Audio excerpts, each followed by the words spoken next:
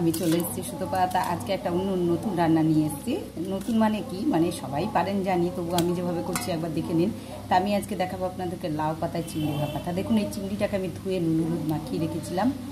আর এই দেখুন, এখানে আমি লাউ পাতাগুলো রেডি করে নিয়েছি। এগুলোকে আমি নুন হলুদ জলে ফেলে রেখেছিলাম, যেহেতু এর মধ্যে যা জীবাণু থাকবে বেরিয়ে যাবে বা নুনটাও ঢুকবে। তা দেখুন, এগুলো সব পরিষ্কার করে নিয়েছি। এবার এগুলোকে আমি মেরিনেট করি। দেখুন, এর মধ্যে আমি পোস্ত, কালো সর্ষে, কাঁচা লঙ্কা মিহি পেস্ট করে বেটে নিই। তা সেটাই আমি এখন দিয়ে দিচ্ছি এর মধ্যে। এর মধ্যে দিয়ে দিলাম ওতে পরিমাণ মতো নুন দিয়ে দিলাম, তেল করে দিয়ে দিলাম যাতে টেস্ট লাগবে। তাহলে দই দেবেন ফেটিয়ে, এখানে সর্ষের তেল একটু দিয়ে দিলাম, দুটো কাঁচা লঙ্কা চিড়ে দিয়ে দিলাম, একটু চিনি দিয়ে দিলাম। তা দেখুন, এগুলো ভালো করে আমি মেরিনেট করে 10 মিনিট রেখে দিচ্ছি ঢাকা দিয়ে। দেখুন, পাতাটাকে আমি বিছিয়ে নিয়েছি, 10 মিনিট আমার হয়ে গেছে। এইবারে এইটাকে আমি একসাথেই দিয়ে দিচ্ছি, এভাবে আমি একসাথে দিয়ে দিচ্ছি।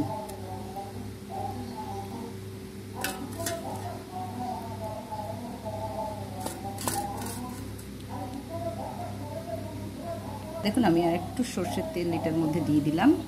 তারপর এবার এটাকে আমি মুড়ে নেব এইভাবে।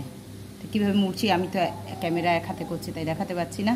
তাই যাই হোক, আমি মুড়ে নিয়ে আপনাদেরকে দেখাই। দেখুন, আমি রেডি করে নিয়েছি। এই দেখুন, আমি ভালো করে পাতাটা দিয়ে মুড়ে দিয়েছি, কোনো দিক থেকে বেরোবার কোনো চান্স নেই।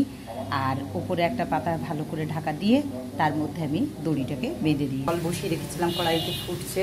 এর মধ্যে আমি একটা ঝাঁঝরিকে দিয়ে দিলাম, আর তার মধ্যে আমি এইটা দিয়ে দিলাম, ভালো করে বসিয়ে দিলাম।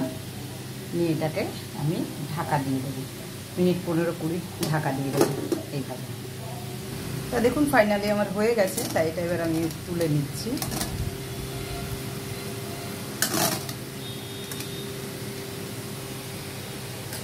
দেখুন, এটাকে এবার আমি খুলে নেব।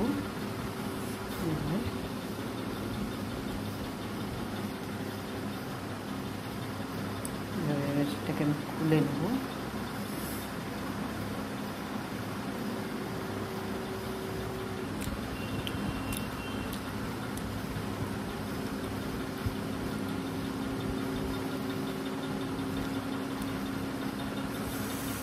দেখুন, অসাধারণ হয়েছে, সেদ্ধ হয়ে গেছে, খুব সুন্দর। লাউ পাতায় চিংড়ি ভাপা রেডি। আপনারা বলুন কেমন দেখতে লাগছে, খুবই সুন্দর। আমার সঙ্গে থাকবেন, সাবস্ক্রাইব করবেন। টাটা।